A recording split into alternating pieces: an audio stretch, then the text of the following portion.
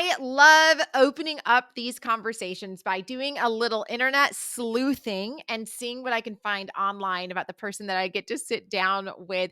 For you, Rachel, I found a post on your Instagram. I'm going to read a few lines of it. You say this: your grief isn't something to get over. To be honest, there is no getting over grief. There is no getting behind or above or beyond it. There is only remembering that you are not alone in your grief and that you are cradled even as you crumble. And then here's your last line: honor your grief, no matter how long ago it happened. Talk to us about that post and about that last line. I think it's something people probably need to hear, that they have permission to honor their grief no matter how long ago it happened. Yeah, sure. It's a really strong statement to make, right? To say that there is no getting over your grief, because I think that goes against just a lot of expectations that a lot of us hold, right? Um but yeah, the more and more that I share this quote and that line, the more and more that I get feedback from people, specifically on Facebook. I think there's an older demographic there, honestly. And they share their stories of their husband or their wife that they lost many, many years ago, and how they're still grieving that, or how that loss still matters to them. It still impacts them. It still shows up in their everyday life. And I think there's just so much truth to that. It doesn't matter what it is, by the way, because it doesn't matter what it is, whether you lost a person, a place, a thing, um, and also like to give it the time that it needs, which we might carry our grief for a lifetime, you know? Why do you think it is that, as I think, I don't, is this true of all? I don't know. I just know the Christian bubble so well, right? So it definitely feels like in Christianity, there is an expectation that in order to be holy or in order to be faithful, I have to move on, right? From pain or things that have really impacted me, or maybe pretend like it didn't really impact me. Where do you think that pressure in our system in particular comes from? Well, I definitely think that the pressure in part comes from the truth of our faith, which is that we are a people that claim there is joy to be had. Um, on the other side of this life, and also as we fellowship with one another and we fellowship with Jesus, that there is joy to be experienced here. And so I do think, however, it's very hard to carry the truth of that in the midst of, say, a person or a community is walking through grief, carries grief, um, because those two, they are like oil and water. It's like they don't mix. They're not the same. They're different. They're night and day, right?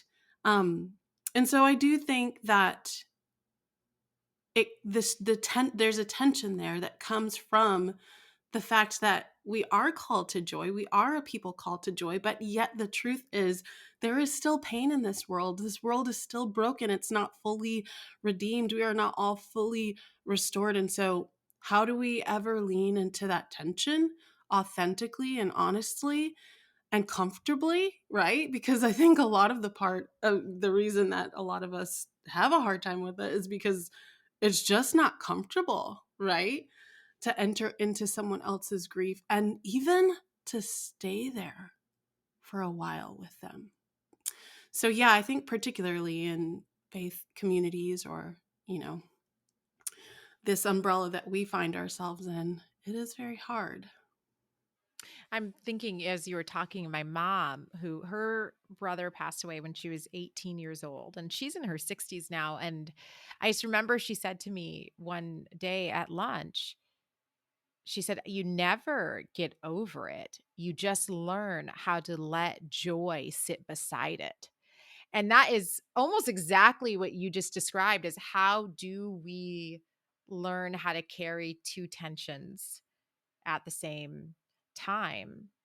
How did how did you think about grief when you were younger versus how you think about grief and loss and what it means now? Yeah, sure. That's a great question. I was just unpacking this in another conversation too. I think as a child, I myself, and maybe I'm speaking for someone else, but there's a lot of confusion that surrounds grief and sad things because, on the one hand, you're experiencing something as a loss. And so that is sad. It feels really sad. Um, and yet you're not sure how to move on from that or if you should move on for that from that. And if you do move on, like, where do you move on to that? Like, if you've just lost a friend because you moved, as I explore in my book, or for other reasons. Like if you've just lost a friend and now you're feeling or hearing that you should move on, well, how do I move on? Do I make new friends? Do I kind of move on and still hold on to these, which is what I experienced in my story. I wrote about how I started writing letters as a way to kind of try to keep the line between me and my friends when I moved, right? Like, is that moving on in a healthy way? What does this look like? And so I think as a child, there was just a lot of confusion. And I think that's a natural thing too. I do think, though, as time went on, I began to think, well, maybe I'm just pessimistic.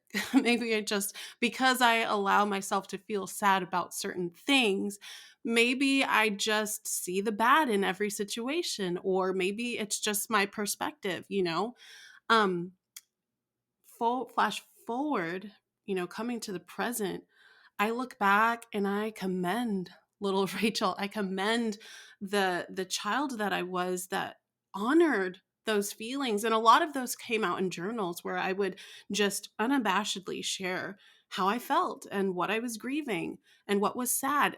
Also, what was hopeful and good, but a lot of times what was sad and what I was praying for or hoping for. Um, and so I commend her and I see such, I think when I look back, I see that that was faith, honoring those moments that were hard and grieving and sad for me. Your latest book is called The Matter of Little Losses. And I can imagine that writing a book on grief would be challenging. And especially when you have to be open about things that maybe make you feel vulnerable. How were you able to begin exploring your own grief throughout writing it in a way that other people are now going to be invited to sit with me in it? So this is a great question because I never had it in the books to write a book about grief. Like that just wasn't in the cards. Yeah. So to do a little time traveling in 2020, 4 years ago now, I got signed to write two books. The first of which was already, we knew what it was going to be on, art, creativity. And so that ended up being my first book, Let There Be Art. And the second book was to be TBD, to be determined. And so as time went on, I had some ideas. My editor had some ideas of what I might write on next. And it wasn't until we were on a call and they had proposed to me that I write a book about grief. And that was because there's a post that's on my Instagram. I have it pinned to the top, but it says, for the empty chair at your table. And so I essentially talk about, the holidays. All of us have that empty chair at the table where someone is supposed to be there, but they're not because they're no longer with us. And how that's just a yearly reminder of how, we miss someone that we love and how it's hard, right? Again, that joy and the grief. We're having a celebration, a holiday, a feast, but yet there's the reality of, we're missing someone. And so we just saw a lot of traction with that and a lot of resonation. And my team proposed, you should write about grief. We think you could do it. We know you can. And so that kind of launched me into, okay, sure. I mean, I love being the person that kind of hangs out in the hard spaces. I love hanging out in ambiguity and gray matter, right? And so, and hard stuff like talk colors, like I love being in gray and black spaces where it's just hard and heavy, right? And so I was like, okay, great. I would love to do that, but what is my angle and how can I speak into this? And really, the, you know, to make a long story short, the thought process that transpired was kind of similar to my first book, in that I wrote about creativity and it was like, wait, really? Can I be the one to speak into this?